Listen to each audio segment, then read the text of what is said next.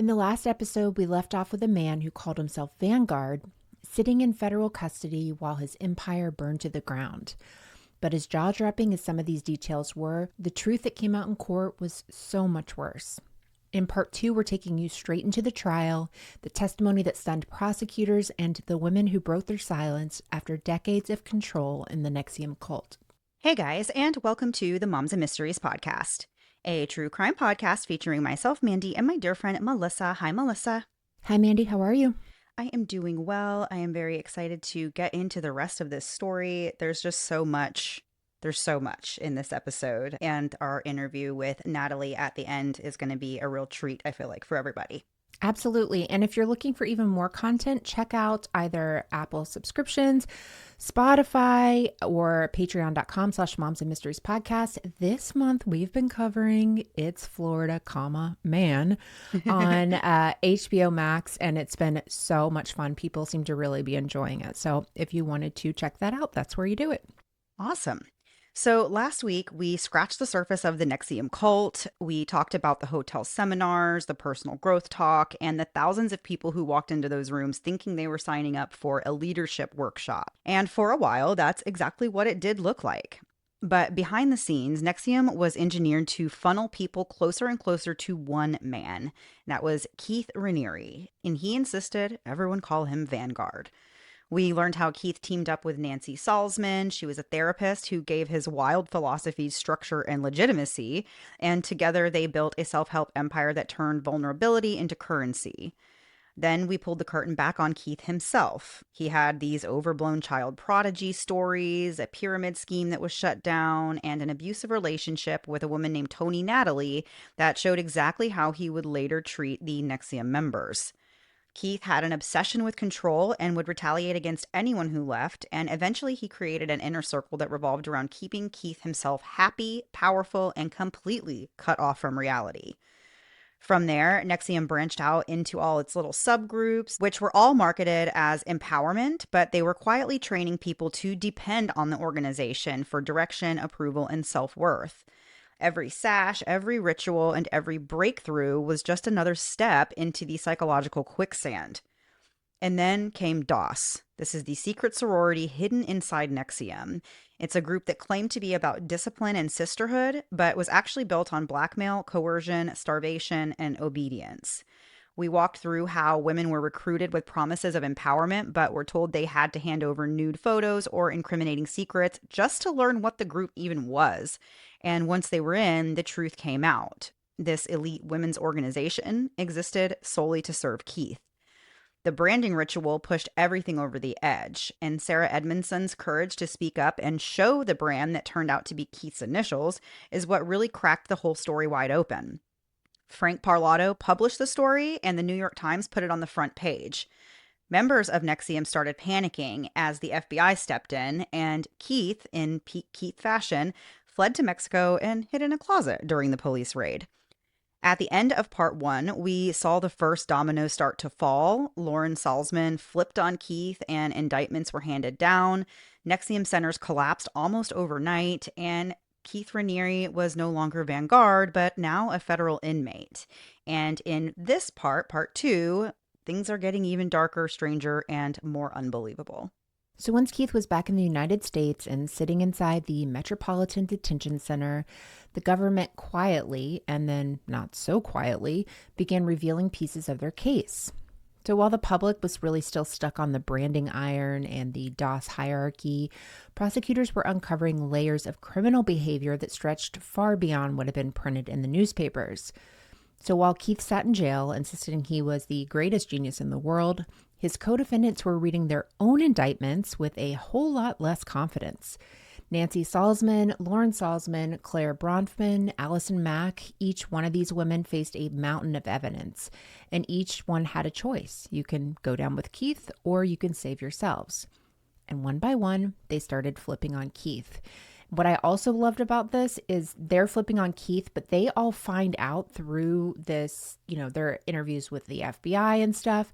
Basically, if Keith would say, hey, I'm the one that did this, I did all this, I made these women, do this to other women, he could have taken the fall, but he chose not to and let them all just deal with the consequences, which I think ultimately helped some of them realize I'm not doing this for him. I'm going to have to save myself. So behind the scenes, prosecutors were sifting through seized hard drives, burner phones, Dropbox accounts, encrypted messages, and literal stacks of notebooks that Keith had filled with philosophical nonsense that somehow always circled back to controlling women. They had financial records, flight logs, text messages, and they had witnesses, lots of them. Former members who had stayed silent for years were suddenly ready to talk now that the chokehold of NXIVM was finally breaking. And the plea deals started coming fast. First was Lauren Salzman, whose cooperation instantly cracked the case wide open. She confirmed the branding and Keith's central role in DOS. She confirmed the starvation regimens and obedience drills, and she admitted that the collateral was not symbolic or metaphorical. It was literally used as blackmail. And once Lauren admitted that, the entire DOS defense strategy really evaporates. And then you have Allison Mack. She's probably the most well-known in this whole group. She had been a beloved teen sitcom star. She was also on Smallville, and she becomes this cult lieutenant. And she, thankfully, at some point takes a plea. She admits her role in recruiting women into DOS under false pretenses. She admits to collecting collateral and to assigning tasks and punishments. And she apologized in open court to the women she had hurt, and she acknowledged the damage she helped cause. But the biggest domino was Claire Bronfman. She had the financial resources of a Fortune 500 company stuffed into her personal bank account and really had been Keith's enforcer for years.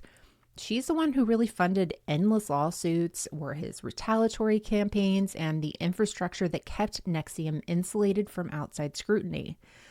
Her plea deal really takes all of that away. Once Claire's out of the picture, Keith no longer had the money or the muscle to shield him. So as the pleas rolled in, Keith remained the only defendant that refused to fold. He insisted he did nothing wrong. He insisted that every woman who submitted to DOS had done so willingly. He said the prosecutors were biased and the witnesses were liars, and that the media was hysterical, and, of course, that the government was misunderstanding the philosophy behind his ethical system. But the evidence told a very different story. When the trial finally began in May of 2019, the energy inside that Brooklyn federal courtroom was electric in the most unsettling way possible. This wasn't one of those cases where people kind of shuffle in looking bored and check their phones and half listen to what's going on. Every single person in the room knew they were about to witness the inner machinery of a cult that's just being dissected under oath. NXIVM members sat shoulder to shoulder in the gallery. Survivors sat beside them with their tissues. Journalists packed the aisles like it was the opening night of a Broadway show. And then there was Keith, who walked in looking nothing like the intellectual giant he sold himself to be. He didn't have a ponytail. He was just a middle-aged man in a bad-fitting suit, really, who seemed genuinely confused that the world no longer revolved around him. Aw. Yeah. He would kind of sit there and give his lawyers little encouraging nods, which I feel like is just his narcissism, right? Like, he's like, you guys are doing a good job. Yeah. Just... But the prosecution wasted no time. In their opening statement, they laid out a narrative that was so tightly woven, it felt like a crime documentary unfolding in real time. They told the jury that NXIVM was not a self-improvement company, but a criminal enterprise built around one man's desire for control, sex, labor, and absolute loyalty.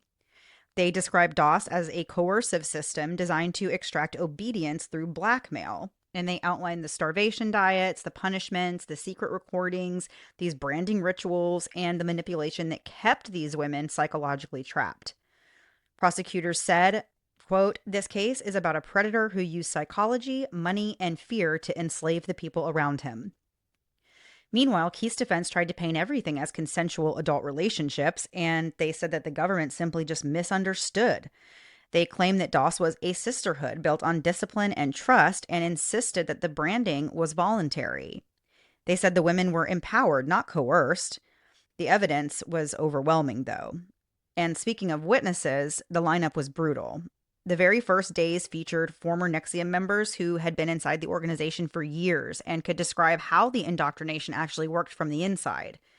They testified about the endless coaching sessions and the pressure to earn higher sashes.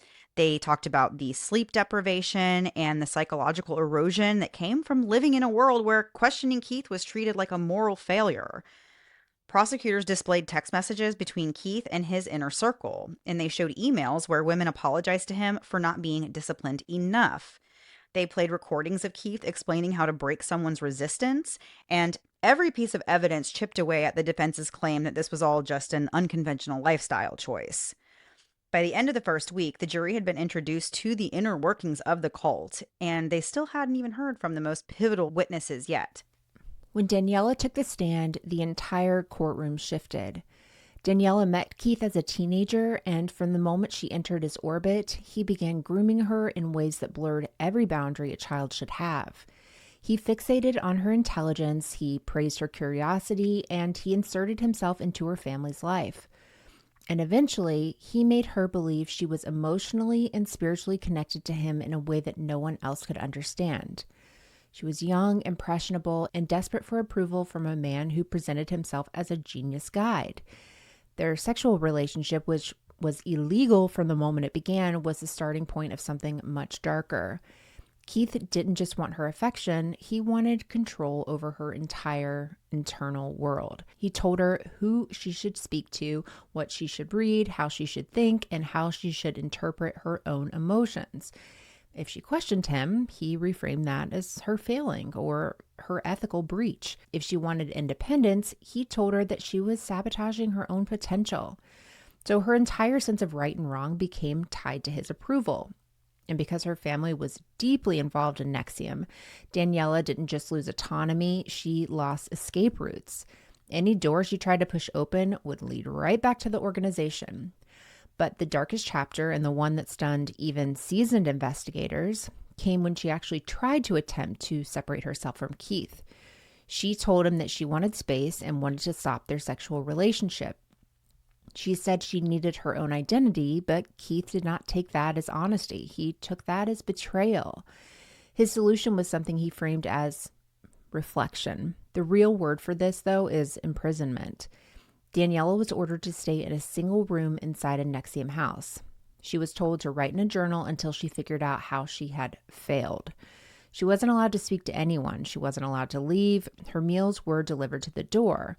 Holidays passed, birthdays passed, seasons changed, and Daniela remained in that room for almost 2 years, while the people around her justified this as personal growth.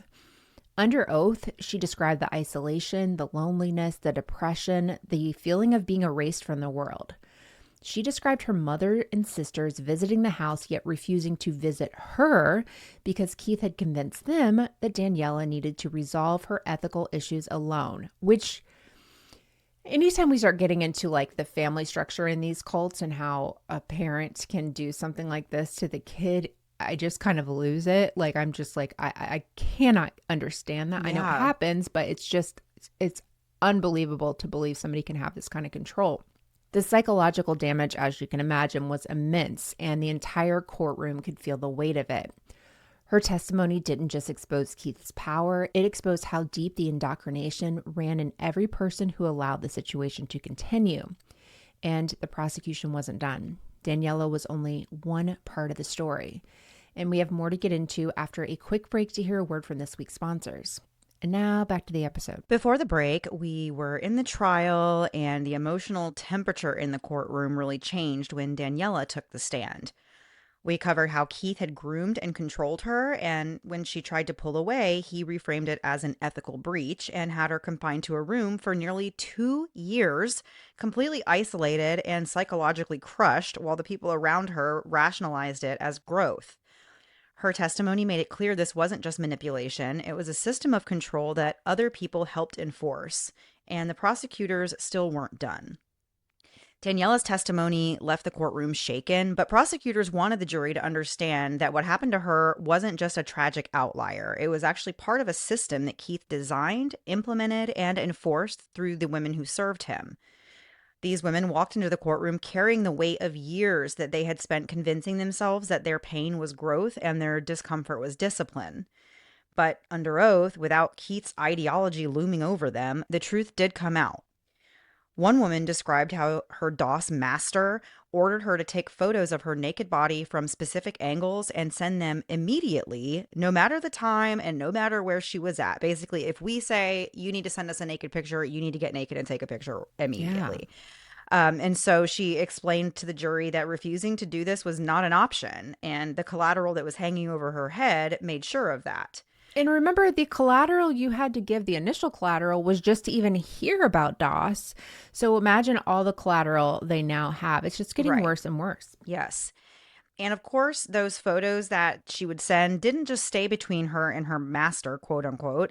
They went all the way up the chain. Another woman testified about the readiness drills where she had to respond to a text within seconds at any hour of the day or night, or she would face punishment.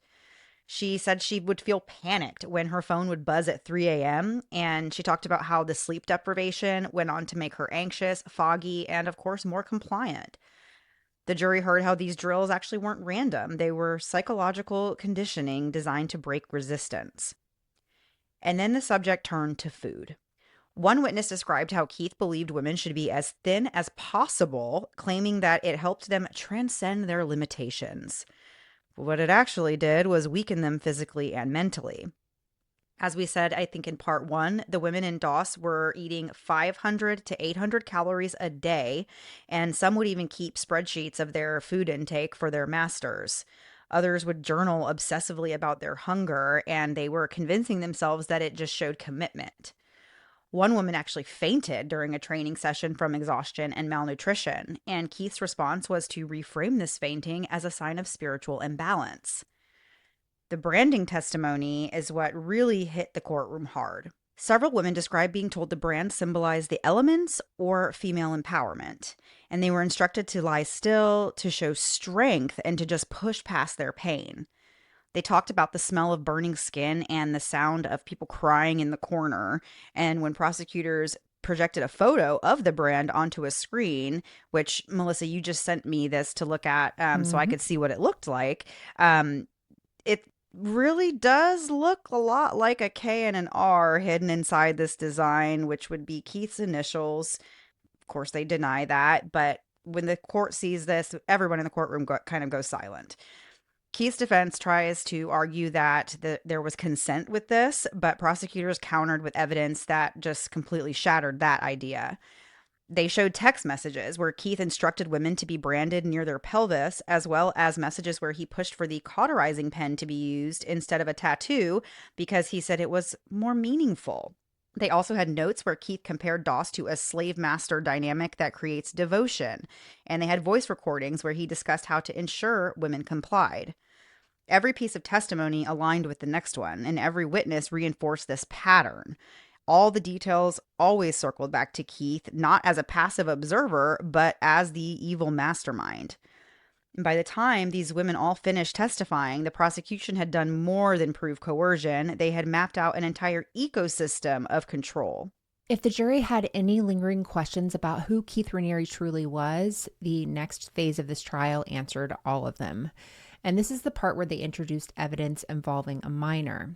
The prosecution began by laying the groundwork carefully. They introduced digital forensic experts who had examined Keith's hard drives, including devices that were seized during the investigation. These analysts explain how they identified hidden folders, as well as time-stamped metadata and deleted files that had been recovered through forensic reconstruction. And then they showed the jury what was inside these folders. They found explicit photographs, clear, high-res images that prosecutors said were taken when this victim was only 15 years old. The victim, known publicly only as Camilla, had been part of a family that was deeply intertwined with NXIVM for years.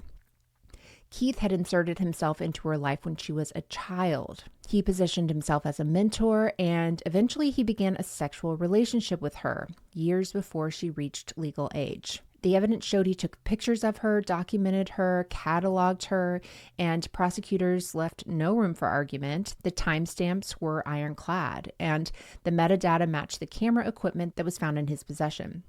One recovered an image that even included a piece of furniture that investigators later located inside Keith's home. When the prosecution revealed the victim's true age at the time those photos were taken, a woman in the gallery audibly gasped. Another put her head into her hands. Even some of Keith's remaining supporters, who had been showing up daily to glare at reporters and smirk at former members, suddenly stopped making eye contact. As for the defense, they looked like someone had pulled the oxygen out of the room, because there's simply no way to spin this. This is a crime, a federal crime at that. So from that moment on, everything shifted. The prosecution no longer had to convince the jury that Keith was manipulative or unethical or exploitative. They now only had to demonstrate what they had already laid out, that his behavior wasn't an isolated mistake. It was part of a pattern, a long-standing pattern of targeting young, vulnerable girls and cloaking abuse in the language of spirituality and personal growth. When the final image was shown, the judge paused the proceedings to allow everyone in the room to breathe. Jurors sat stiffly, several wiped their eyes, and from this point forward, the trial was no longer a question if Keith would be found guilty. It was just really a question of on how many counts. By the time closing arguments rolled around, the courtroom just felt different. The early days of the trial had been filled with tension and curiosity. There were people leaning forward and taking notes and trying to just decode the inner workings of a group that had operated in secrecy for so long. But now, after weeks of testimony and mountains of evidence, the air just was heavier. Everyone understood exactly what was at stake, and they've sat and listened to like the most horrible things that you can imagine. The prosecution began their closing argument with a simple premise. They said, everything you've heard fits together. They reminded the jury of the structure of NXIVM and how every rule and ritual and every breakthrough was designed to kind of funnel all power towards this one man. They reminded them of the witnesses who described having their identities dismantled and rebuilt in Keith's image, and about the DOS hierarchy, the branding, the collateral, and the fear. Then they tied it all back to the most important point. None of this happened by accident. Prosecutors walked the jury back through the timeline and highlighted how Keith had built systems that rewarded loyalty and punished independence, and how he blurred boundaries until people doubted their own instincts. He created a world where starvation, sleep deprivation, and sexual coercion became normalized. They emphasized that real consent cannot exist when someone holds your secrets and your livelihood, really, and the livelihood of your entire community over your head. And prosecutors ended with the evidence involving a minor. They had the forensic timestamps, the recovered files, and the corroborating testimony. They laid it all out plainly and without any theatrics because really they didn't have to. The facts of the case were devastating enough on their own. The defense did try one last time to argue that Keith was just misunderstood. They claimed that NXIVM was an experimental lifestyle, and it might be unconventional, but it wasn't criminal. They insisted that the relationships were all consensual, and the prosecution had simply cherry-picked the negative stories and ignored the members who described having positive experiences. They described DOS as a group for strong, disciplined women and said that Keith was a mentor, a philosopher, and a person who believed in human potential. Were the attorneys in NXIVM? Right. That's honestly, I was like, this is bizarre. Come on. Yeah. But of course, the fatal flaw in their argument was that the jury had already seen the full picture. They have already seen all the text messages and heard the recordings. They've listened to witnesses describe exactly how they felt and what was going on. They've even seen that brand that Keith was putting on these women. So when both sides finished, the judge instructed the jury on each charge. There was sex trafficking, forced labor conspiracy, wire fraud conspiracy, racketeering, and the many acts that were tied to all those charges. It was really a lot to absorb, and the jurors definitely seemed like they had a big weight on their shoulders. Some of them looked exhausted by the time they went out to go deliberate. Others looked angry, but they all seemed like they knew, what the gravity of the situation. So as the courtroom emptied for the day, former members hugged each other, journalists rushed to file their updates, and Keith sat at the defense table just staring ahead blankly, seemingly like he still thought he might be able to talk his way out of going to federal prison. Good Lord. So the jurors were walking into a room with evidence that spanned decades, victims from multiple countries, and charges that carried life-altering consequences. And no one had any idea how long it would take them to reach a conclusion. Turns out, it didn't take them long at all. After 6 weeks of testimony and mountains of evidence, the jury returned with a verdict in less than 5 hours. For a case this complex, that speed wasn't just unusual, it really was a statement. When the jurors filed back in the courtroom, the air felt heavy. Former NXIVM members sat forward in their seats. Survivors held hands. Even the remaining loyalists who had kept showing up every day were suddenly being quiet. Keith sat between his attorneys, staring straight ahead, his face unreadable. For the first time, he doesn't look like a guru or a philosopher. He looks like a man waiting for consequences he managed to outrun his entire life. The clerk stood and began reading the verdicts count by count. Racketeering conspiracy, sex trafficking conspiracy, forced labor conspiracy, wire fraud conspiracy, and more. By the time the clerk finished, Keith had been found guilty on every single charge. There was really no reaction in the courtroom. It was almost dead silent. Not because the verdict was shocking, but because everyone there understood the gravity of what just happened. Some former members cried quietly and others sat frozen. Lauren Saltzman, who had cooperated with the government and sat in the gallery that day, lowered her head and covered her mouth as the final count was read. Sarah Edmondson later said it was the first time she felt like she could breathe in years. Keith, for his part, showed almost no emotion, no tears, no shock, no gratitude, no humility. He just stared forward, occasionally blinking as though his brain were still flipping through possible explanations for how a jury could have failed to recognize his genius. Even when he was let out of the room, he kept the same expression. Outside the courthouse, the reaction was instantaneous. There were cameras flashing, reporters shouting questions, former members were hugging, crying, laughing, or simply standing in silence. After years of indoctrination, manipulation, starvation, blackmail, and psychological warfare, the man at the center of it had finally been held accountable. But the story wasn't over. There were still sentencing hearings to come, not only for Keith, but for the women who helped him build and maintain the NXIVM machine. And we still have more to get into after one last break to hear a word from this week's sponsors. And now back to the episode. So before the break, we learned that after weeks of testimony, the jury came back in less than 5 hours with a verdict finding Keith Raniere guilty on every count, including racketeering and sex trafficking.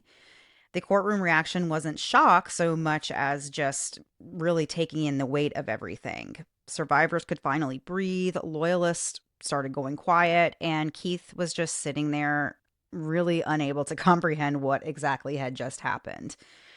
After the verdict, there was no suspense left about whether Keith Raniere was going to prison or not. It was really a matter of how long would he be there. And during the months leading up to sentencing, the government made it clear that they were seeking a punishment that reflected the full scope of his crimes. They didn't see NXIVM as a case of poor leadership or misguided beliefs. They saw it as organized abuse, and they prepared to argue that Keith should spend the rest of his life in a federal facility. The sentencing hearing took place on October 27th, 2020. Even before the judge took the bench, the courtroom was already packed. Survivors were there, filling entire rows, and former cult members sat behind them, bracing themselves for what was to come. Journalists were packed in and standing along the walls, and at the center of it all, Keith Raniere was sitting in his prison uniform. The judge began by acknowledging what a monumental case this was. He spoke plainly about the evidence and noted that the crimes were not a product of impulsive behavior, but the result of years of calculated, deliberate exploitation. He pointed to the psychological manipulation, the financial control, the sexual coercion, all of it. And then he said something that would become one of the most quoted lines of the entire proceeding. He said, "You, Mr. Raniere, are not just a danger, you are an ongoing danger." And that was before the victim impact statements even began. One by one, survivors stood to speak. Daniela spoke about the years that she spent trapped in that room, writing in her journal, while her entire world shrank to 4 walls and a locked door. She talked about losing her identity, her sense of time, and her belief that she mattered. Other women described the fear that followed them long after leaving the cult. They had nightmares, they felt shame, and they had these feelings that their own thoughts didn't even belong to them anymore. One woman said that Keith didn't just steal years from her, he stole her ability to trust herself. Even people who had once believed in Keith deeply and sincerely used the hearing to deliver words that he could no longer ignore. Many of them cried, and a few of them shook with anger. When it was Keith's turn to speak, he really did what everyone expected he would do and refused to take any responsibility. I'm surprised he didn't try to hide in a closet. No kidding. He claimed that he was innocent and that these relationships had all been consensual and the government had simply misinterpreted evidence and his trial was not fair, which I think is it's not fair, Keith. But he didn't apologize. He didn't even acknowledge the harm that he had caused. And then it came time for the judge to deliver the sentence, and it was a harsh one, 120 years in federal prison. Keith didn't even flinch. He didn't seem shocked at all. He just kind of nodded slightly. But for the first time in his life, he was facing a reality that he could not manipulate, reframe, or charm his little way out of. Keith's 120-year sentence was the headline, but that wasn't the end. NXIVM wasn't a one-man operation. It was a pyramid held up by people who enforced the rules, recruited new members, and kept Keith insulated from consequences for decades.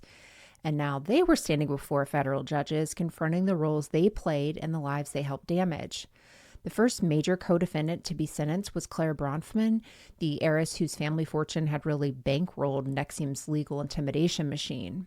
For years, Claire had funded Keith's lawsuits, private investigators, real estate purchases, and endless attempts to crush critics through litigation. She wasn't part of DOS, but she was the financial engine that allowed it to function. At sentencing, Claire insisted that she did nothing wrong. She defended Keith. She claimed prosecutors were distorting NXIVM's mission. And the judge didn't mince words. He said Claire had shown a, quote, deep and unyielding loyalty to Keith that was disturbing and dangerous. And he emphasized how her money actually prolonged NXIVM's harm. She was sentenced to 6 years and 9 months, far more than her attorneys expected. Next, though, came Allison Mack, whose fall from grace was one of the more surreal parts of the entire case. The former actress stood before the court visibly shaken, no longer the polished recruiter who once pitched DOS as a path to empowerment. In her earlier plea, she had acknowledged the emotional and psychological damage she had caused. She apologized to the women she recruited. She said she had believed Keith was helping her become the best version of herself, only to realize too late that she had been exploited and used to harm others. The judge did recognize her remorse, but didn't ignore the severity of her actions. He sentenced her to 3 years in federal prison, along with fines and community service. For many, it was a complicated moment. It's accountability mixed with the understanding that she, too, had been manipulated by Keith while simultaneously enabling him. So she's both a victim and a perpetrator in this. Then came Lauren Salzman, whose cooperation had really been pivotal in unraveling NXIVM's secrets. Lauren had been Keith's devoted follower for 20 years. She lived in his inner circle. She enforced DOS rules. She recruited women, but she also broke on the stand. Her testimony had been emotional, raw, and instrumental in proving Keith's intent. The judge acknowledged the depth of her remorse, as well as the extent to which she had been groomed from a young age. Lauren ended up being sentenced to time served with probation, a decision that acknowledged both her participation and her critical role in helping dismantle the organization. Finally, there was her mom, Nancy, the co-founder.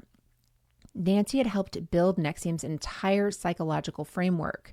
She crafted the language, the tools, the rituals, and the ideology that Keith weaponized. She pleaded guilty, she apologized, and she acknowledged the harm she helped create. But the judge stressed that she had been the architect of a system built to break people down. And for that, Nancy received 3.5 years in federal prison. By the time the last sentence was handed down, the NXIVM leadership structure had collapsed entirely. Every major figure was either imprisoned, cooperating, or facing consequences that rippled through their professional and personal lives. NXIVM was essentially over. For survivors, leaving NXIVM wasn't just walking out of a training center or closing a chapter of their lives.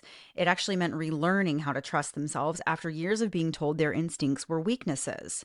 Some struggled with guilt and some struggled with shame. Many struggled with the feeling that their own identities had been shaped by someone else's ideology. So therapy really became a lifeline, and support groups formed, and friendships either strengthened or broke apart completely. People kind of processed what happened in their own time and in their own way. Outside the courtroom, former members began publicly reclaiming their voices.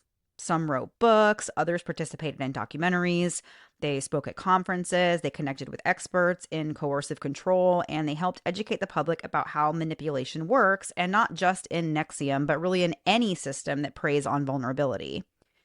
Their willingness to speak openly became one of the most powerful parts of the aftermath. As for Keith, prison didn't bring him any humility. He continued insisting that he was innocent and filed appeals, participated in interviews, and attempted to rally supporters from behind bars. He Ooh. encouraged them to question the evidence and question the jury and even question the legitimacy of the justice system itself, which of course he did because he wants everyone to think that he's the only one who Of can have course. any answers to anything. But at one point, he even recorded a bizarre audio message thanking the people who still believed in him. Mm-mm. I can't imagine how many there were, but apparently there were Yeah. some. It was a small group that continued to campaign for his release and claimed that the trial was biased or unfair in some way.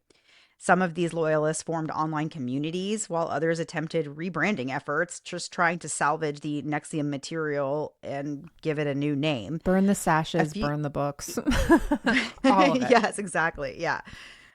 But a few held on to the belief that Keith was just a misunderstood thinker whose ideas had been twisted by the media.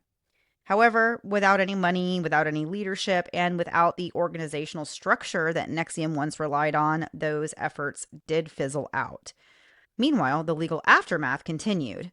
Civil lawsuits were filed as victims sought damages, financial restitution orders were issued, and some cases are still winding through the courts even today. Keith himself remains at a high security federal prison in Arizona, serving a sentence that ensures he will never walk free again.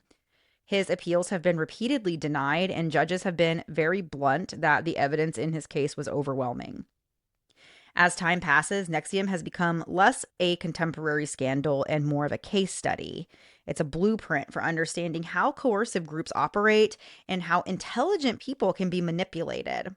It's also a lesson in how systems of abuse can grow quietly behind this veneer of self improvement. Researchers and psychologists still reference it, legal scholars reference it, and survivors use the story to teach others. The public continues to revisit the story because it's just as much of a cautionary tale as it is heartbreaking. And it's definitely one, considering I do find cults fascinating, I am genuinely surprised that I did not know anything about, like, not much anyway, Yeah. about this story before we did it for this podcast. But yeah, there's a lot. There's a lot to this one for Yeah. sure. It's a different kind of cult too. We kind of talked to Natalie about this in the interview you're going to hear, but it wasn't like people down on their luck. It was just people looking to better themselves. And a lot of these are people of privilege, people that have money, actresses, different art, lots of people in the arts. One thing we didn't get into, but it is very important in this story, is how Keith Raniere tried to ruin volleyball. And I don't appreciate it. His obsession with volleyball really makes me mad. And as a former player, I don't appreciate that, or his headbands, or his weird ponytail with his headbands at night playing volleyball with his shorty shorts. So there's lots of footage if you want to see that. And you actually don't want to see that, but I'm glad we got to do this story. And make sure you guys stay tuned for the rest of this episode. This will be our introduction with Natalie, and we'll get right into the interview. So, Natalie, before we jump into NXIVM and Allison Mack, which of course is why we're all here today, can you tell us a little bit about your background and just the kind of stories that you are drawn to as a journalist? Yeah, I am a journalist and writer. I'm based in LA. I got my start working at Forbes, covering the world's richest people and working on their wealth lists, sort of figuring out how many billions of dollars each individual had. So that was a very good training in kind of the swimming pool of rich and powerful people. And I think I'm very attracted to those stories and just trying to figure out what's really happening, because a lot of times those are the people who make the world tick, whether we like it or not. And since working at Forbes in 2019, I moved into podcasting. And I've done a bunch of limited series that I've written, including We Crashed, which was turned into a TV show about the big startup WeWork that I remember famously that. crashed and burned. Yes. And more recently, I am the co-host of a podcast, Infamous, with Vanessa Gregoriadis, who also can be heard on this podcast, Allison After NXIVM. But yeah, I mean, I'm really interested in complicated stories, and especially with this one. it has so many of the things that are so tantalizing to me. You know, I mean, it's a cult. There's sex. There's a woman who's done something wrong, which to me is such a fascinating like archetype or just thing to talk about. But also with this, I felt that there were all these bigger questions of like redemption and what do we do with people who've done wrong and the criminal justice system that made it really ripe for me to want to dive into. That's awesome. So, for listeners who maybe aren't super familiar with the Nexium world, is there a simple way to maybe explain how Allison's story kind of fits into the bigger picture with Nexium? Yeah, so I think you guys said you might talk about Nexium a little bit in the beginning, but Nexium, I really see Nexium as a self-help group gone wrong.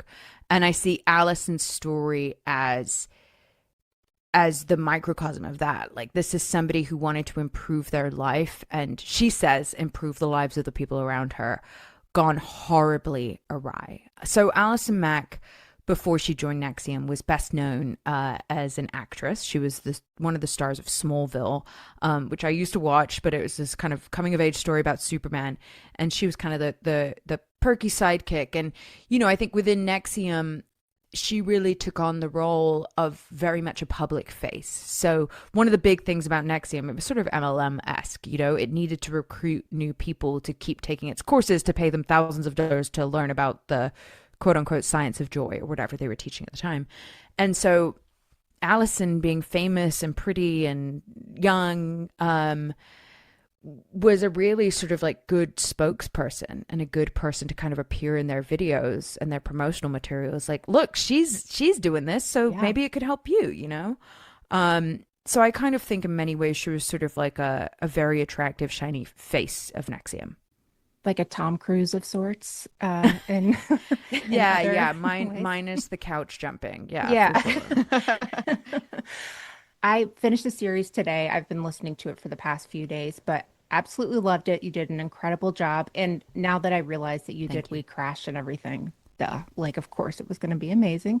Um, Thank you. Great job with that, of course. My question, I guess, I'm somebody that followed all the Nexium stuff. I watched, whatever I could get my hands on, TikToks, The Vow, all of that stuff. Um, and so I found it really interesting. One thing that I've found interesting with Allison, and I wanted to get your take on this, is she is someone that's very bubbly, very high Mhm. personality, happy to be here all the time kind of thing. And one thing that her dad ends up describing her as, I think it's in the first two episodes, where he said basically she was becoming unbearable to be around. That I don't remember if the word was pretentious, but I was wondering if do you see any of that still now? Do you think her family sees this part of her that was just like, had to be right, knew Mm. everything kind of thing? Or do you think there's like a humbleness that's come along with this? I think she's definitely humbled now. And yeah, yeah. So the bit that you're referring to is basically I spoke to her mom, Mindy Mack, for this podcast, and she basically told me that within like 2 years or however long that Allison had met Keith, she suddenly seemed to have all the answers, and everything was Keith says this, Keith says that, and yeah, Mindy says that Allison's dad, like she just found her to be unbearable at that point because she, yeah, just was basically a know-it-all, like a Mhm. spiritual know-it-all. I have to say that is not the person that I encountered. You know, I think Allison has been incredibly humbled, probably quite rightly so, by this experience. You know, she spent 3.5 years on house arrest. She was sentenced to 3 years in prison. She spent 2 years in prison in Northern California. But more than that, I think the psychological humbling has come from realizing that she did something so wrong that she's still grappling to understand. You know, she thought so mistakenly that she was doing right and helping herself and helping the world, as crazy as that sounds. And then it ended up, not only was she hurting herself, she was also hurting other people. And I think when you do something like that, that's, I think she probably struggles to trust herself now at this point. I remember her saying something similar to that throughout, where it's like, how do I trust that I'm making the right decisions? Which is, I think everyone kind of falls into that to some degree, not an Nexium level, but to some degree, when you make a mistake, you can definitely beat yourself up in that way. Another thing I had a question about was her family. She seemed to still be very close with her family Hmm. during NXIVM, which I feel like when we learn about cults and stuff, a lot of it is the separation of, the person from their family, from their friends, people that know them. I know India was not very close to her mom during that time. Do you think it was because Allison was like the centerpiece that she kind of, to me, it seemed like she had more freedom than other people had, like going to her brownstone, all that stuff. Do you think that was it because of her position in the cult or?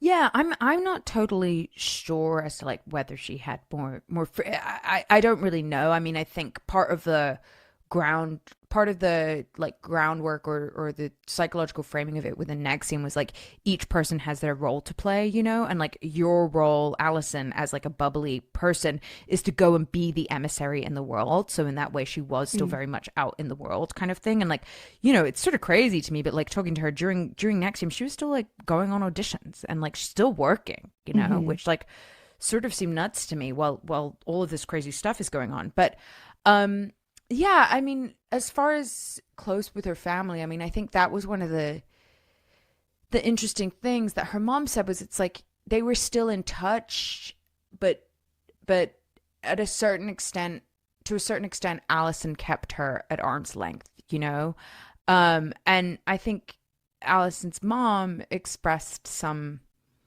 regret to me because she said she sort of felt like she had to sort of, I'm paraphrasing here, so kind of take what she could get from Allison, and that if she criticized Nexium too much, then Allison would be out of her Right. life completely. Like Allison was so into Nexium that if her mom tried to be like, "Hey, this ain't right. Like something seems off here," Allison would be like, "You're done. You don't get it. I'm not speaking to you anymore." So in that way, she sort of like maybe took scraps or took what she could Mm. get rather than really confront her. And I think her Mindy expressed some real regret to me about that. And I think that's probably hard to live with. Yeah, for sure. What do you think it was about Allison? Was it, this personality she had, her connections that really made her such a great advocate in Nexium? Were other people very similar to her? Because it seemed like a lot of people were in the entertainment business or like Mhm. quasi in the entertainment business. I wasn't sure if you know, if those are the kind of people that are drawn like artistic types to this specific kind of cult or in general, because it seemed like a much different cult than we've really seen before. To me, it seemed like it was a lot of um people who seem to have their lives together that were Yeah, yeah, joining yeah. this as opposed to like I grew up in this or I Yeah, walked into a room one day and people were here. Yeah. totally. I mean, I think I it might sound silly, but I found a lot of what drew people to Nexium like pretty relatable in some ways, where it was people who, yeah, as you said, on the outside seem to have their life together, but like have a certain element of searching. And I think a lot of us, if not all of us, at some point in our life have like questioned what we're doing and like looked around and been like, is this it? Either like you've gotten to a certain level of achievement and you're like, is this all there is? I'm still not happy. Or you're sort of lost and you're kind of trying to figure out a place for yourself spiritually or to find real friends or whatever else. And so, I think Nexium at its, sorry, my dog is You're barking. good. Apologies if you can hear It's okay. that. Nexium at its most core, like provided people like with a community and like with friends and like with answers, like with a kind of spiritual philosophical framework that they could hang their hat on and like organize their lives around. And in many ways, I sort of think of it as in lieu of, and I think of writ large, like a lot of cults, like in lieu of religion or organized religion or kind of traditional family structures, all of which have fallen away or decreased in number and popularity within the US. And sometimes I think about, yeah, like is that partially what leads people to be drawn to these groups? Is it's sort of wanting to belong, a feeling of wanting to belong. Yeah, I don't know. absolutely. Um, this is kind of off of that, but I know that there were the splinter groups of Nexium Hmm. that you talked about, specifically the one in Mexico, which seemed to still be a thing. Do you know if how much of that is still going on? Yeah, so Nexium itself as a public facing organization ran these courses that I've spoken about that were sort of like a lot of them were ostensibly management courses, but they're life coaching seminars, helping you have a better life. And so then there were NXIVM centers where these courses would be held in different cities. Vancouver was a main one. That was where Allison first took her session. I believe there was one in Portland. And yes, there was a center in Mexico City. And one of the interesting things about NXIVM was that a lot of its members were not Americans. So even though the group itself was based in Albany, and that's where Keith Raniere, the leader, lived, and a lot of the higher ups, and Allison herself would also move there in 2011, I believe. A lot of the members were actually Canadian and Mexican. And so particularly a lot of their Mexican members were sort of the sons and daughters of Mexico's 1%, like related to very powerful politicians and business figures in that country. My understanding is that NXIVM as like an official organization is gone, like no longer exists.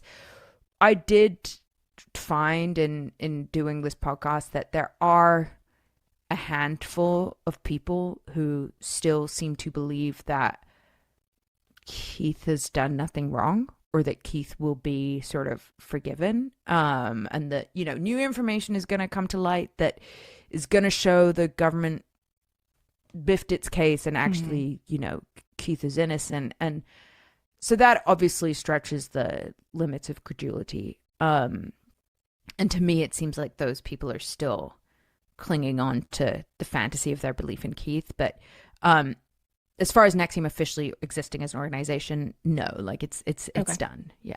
So you did talk about this a little bit in the podcast, but you had this incredibly rare access to Allison after her release. So how did that connection actually begin? That connection with Allison? Did you just send her an email or mail her a letter, or kind of what was that first step like? What was the first conversation like? Were there nerves involved? Were you nervous? Kind of how did that really unravel?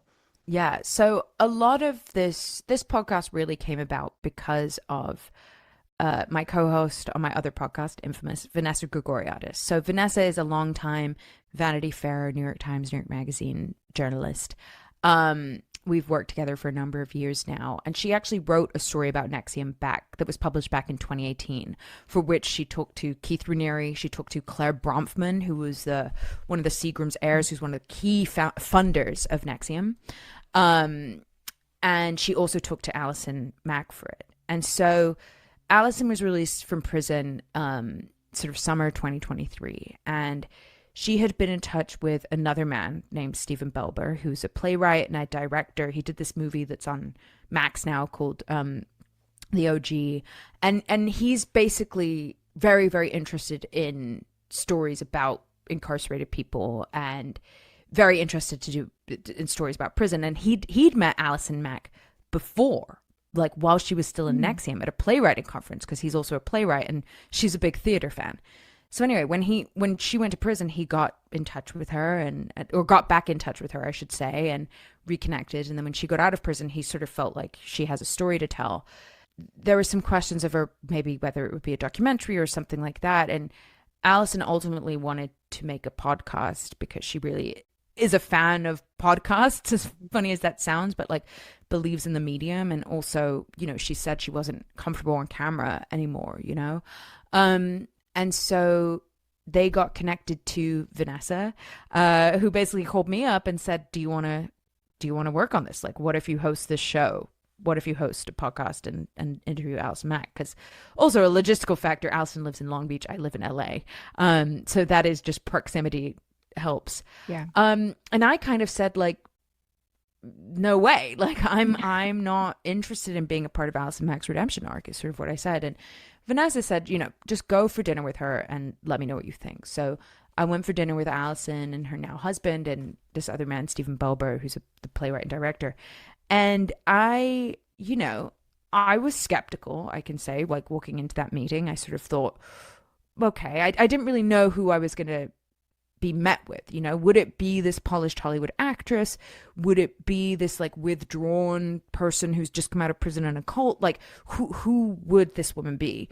And what I found was, yes, somebody who's still bubbly, still effusive, like still has a little bit of the performer, the Hollywood star in her, but also is like pretty introspective and pretty like open about where she is, which is like a difficult period of transition in her life, you know? Like she at that point was about a year out of prison and trying to figure out what to do with her life. Like to go back to school, what job could she have? Like she's a convicted felon, she can't get a credit card, she can't, you know what I mean? It's just, there's lots of things happening. And I found also that she was very willing to talk about the mistakes that she'd made and the hurt that she'd caused. And that was very compelling to me, because I think it's pretty rare that you get to sit down with somebody and be like, and yeah, just ask them about the wrong that they've done, you know? And so ultimately, yeah, like we it sort of proceeded from there. We had that, I think we actually had a Zoom meeting before that dinner. And then we had dinner, and then her and I kept talking, and we did the bulk of the interviews over 2 days in December 2024, down in Long Beach in California. So when Allison would talk about those early days in NXIVM, how did she kind of describe what she thought it was that she was signing up for? And was she able to explain to you, what exactly it was about the group that felt safe to her, or even maybe that there was some benefit to joining in the beginning? Like, what was her kind of interpretation of what she was getting into at first? Yeah, I mean, I think she thought that she was getting into something that had the solution to all of her problems, which was, for her, the main problem was one of sort of spiritual unease and what she described as an ennui, a sort of sense of unhappiness with her life despite all of the material success that she had. You know, she was an actress on a hit TV show with more money than she knew what to do with, and yet she still felt unhappy. And so with NXIVM, it really promised to help her get to the root of that unhappiness and get her to really work on herself and solve all of the problems that were keeping her from being her best self, and her most happy self. And so, pretty early on in her time with NXIVM, I think she says that it's like this second or something time that she met Keith and Nancy Salzman being the second in command, the prefect. They told Allison that she was a narcissist and that she struggled with her intimate relationships with people and couldn't have like proper relationships or something because she was so performative. And for Allison, that hit the nail on the head of like her deepest insecurity, like she actually was a child star, which I didn't know about before getting into the story, but she started appearing in commercials from 4 years old. She remembers reciting lines before she could even read. And so that is, I think we all know those kids, or maybe we remember them from high school, of like the theater kids, right, who are sort of that like slightly performative way. Maybe some of us were them. And so she was aware of that, hyper aware of it, in fact. And Keith managed to hit the nail on the head of her deepest insecurity, which was that she felt like, okay, maybe I am performative. Maybe I can't actually genuinely connect with people because I've been performing my whole life. And Keith said, you know what, we can cure you of that. Like, we can solve that for you. And also, like, she got a great group of friends. It's like these are built-in friends of people who seem like like-minded individuals who are all trying to better themselves in the world. And it had these very lofty visions of like, if you improve yourself, you'll improve the world, kind of thing. So that's what I think she thought she was getting into. Yeah. Until the sashes come out. When I see the sashes, I'm like, it's a cult. You're either in karate or it's a cult. Yeah, it's one or the other, isn't it? But it really is incredible. I mean, scary, but also incredible, just kind of the power that people's deepest insecurities have over them, to where you will kind of throw all like logic and caution out the window and chase after something that you think is going to fix your problems. 100%. It's truly, it's something to see for sure. Yeah, 100%. And there's also, I think the other thing that I hadn't really thought of before this, but was how much we take our cues about how to act around somebody based on how other people are acting. So when Allison was telling me about her first time meeting Keith, she went to meet him at volleyball, which, like, as anybody who has seen The Vow knows, was like a hugely important activity to Keith that he would do in the middle of the night, you know, because he's quote unquote not like other guys. He keeps unconventional hours and he doesn't sleep that much and he plays volleyball in the middle of the night, all this stuff. And so, you know, when Allison went there, I mean, everybody is sort of telling her, like, he's the smartest man in the world. He's celibate. Like, he's a concert pianist. Like, all these things that you're like, okay, this guy's a big deal. I've got to treat him like a big deal. And, you know, when she finally got her chance to really talk to Keith, everyone sat down around him and they're sitting at their feet, like listening to him. And it's like, okay, if all these people think I should listen to him, I guess I should. And I think that group, I don't know what else to call it beyond like group think, is fascinating to me, because like we all like to think that you'd be like, no. But like, if you see somebody acting a certain way, you kind of pick up cues. And Absolutely. I think that's a fascinating aspect of human behavior, you know? As you were saying that, I was thinking if Allison just had a friend with her, and, you know, if you have a friend with you that you could look at and be like, what's happening or anything, things could have actually looked really differently for her. But she was alone, you know, with people she didn't really know.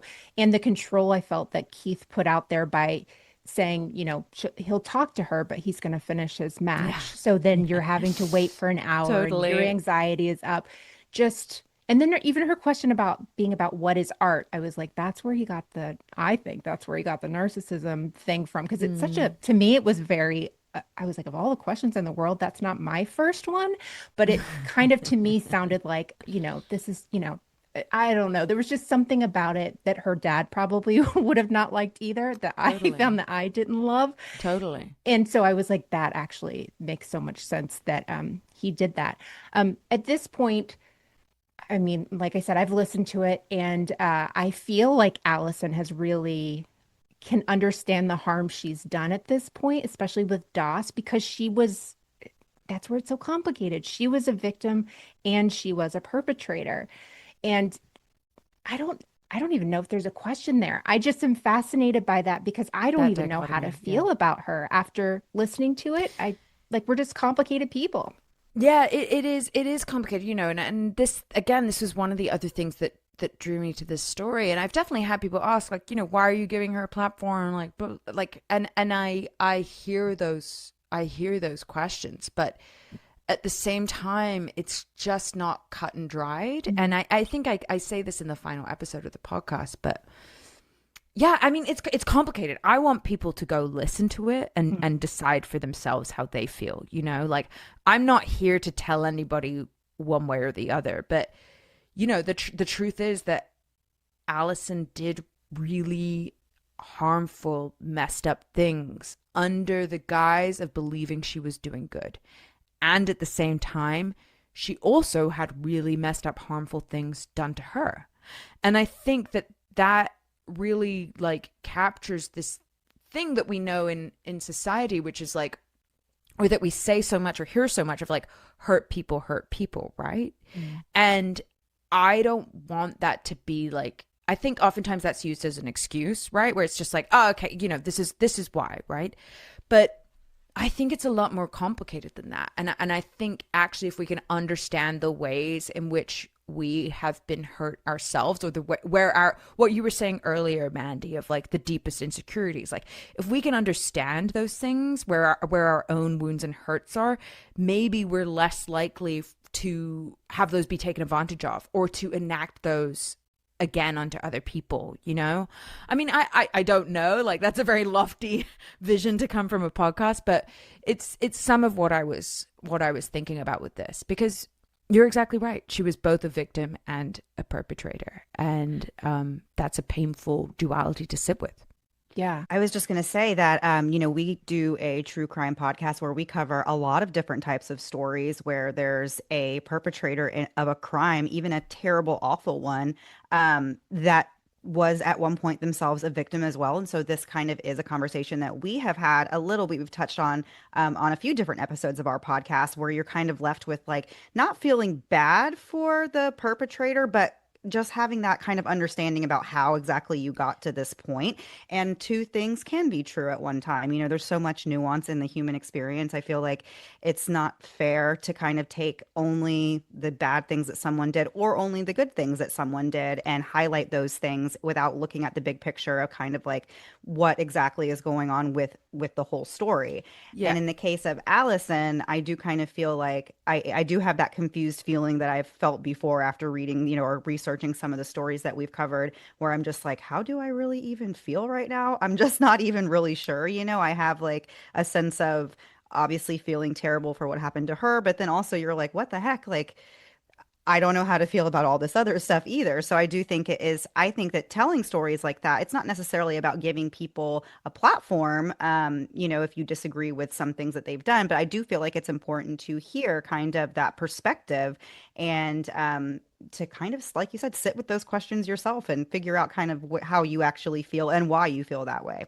Absolutely, you know, and I also, you know, I I do think it's like in some ways a privilege to sit with that duality. Like I don't expect any of the people that Allison harmed to be able to sit with that and hold that. And if I had experienced some of the exact trauma that Allison enacted on other people, I don't know that I could have done this project. Do you know what I mean? Mm-hmm. But I think you're exactly right. Like it's important to look at, not to excuse it, not to excuse any of the behavior, but just to try to understand, at least in I think of it in like a protective measure, you know? I think there's a lot of conversation about like, why are women so interested in true crime as a genre? And like, why are we interested in these stories? And like, I don't think that it's Schadenfreude. Like, I don't think it's because, you know, we're just titillated and tantalized by seeing bad things happen to other people. Like, I do think it's partially like to like, okay, if I can learn about this, then I can prevent it from happening to me. At least that's what I've thought, having worked on a few true crime stories myself. Yeah. Absolutely. My last question really is where we leave off with this series, with Allison. What do you really want people, and what did Allison want people to get from this? Like, obviously, she's telling her side of the story. I will say everyone definitely needs to listen to this because I really got so much. I believed her when she talked about the things, you know, the things she was doing wrong and the things, her responsibility. Um, that I didn't think I would feel as I went along. I thought I would just kind of, you know, okay, sure, you did that. But there was a real sincerity that I wasn't expecting to hear there. But what do you hope a listener is able to get? And what did Allison really want people to hear?